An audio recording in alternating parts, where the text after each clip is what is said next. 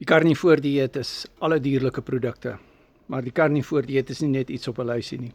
Die probleem is mense vereenvoudig die carnivore dieet en hulle Google en hulle AI die carnivore dieet en dan vat hulle die rigting en dan 'n paar maande later dan ondervind hulle frustrasie.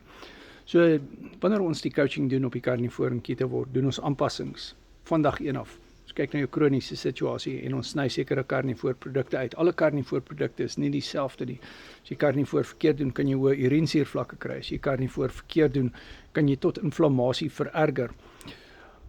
So die carnivore dieet, as dit reg gedoen word, verlaag inflammasie, dit verlaag urinesuur, maar jy moet dit reg doen. So suiwel is byvoorbeeld ingesluit in die carnivore dieet, maar nie vir almal nie.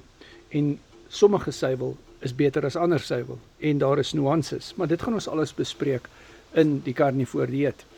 Ons gaan speserye bespreek, ons gaan ook vetpersentasies bespreek en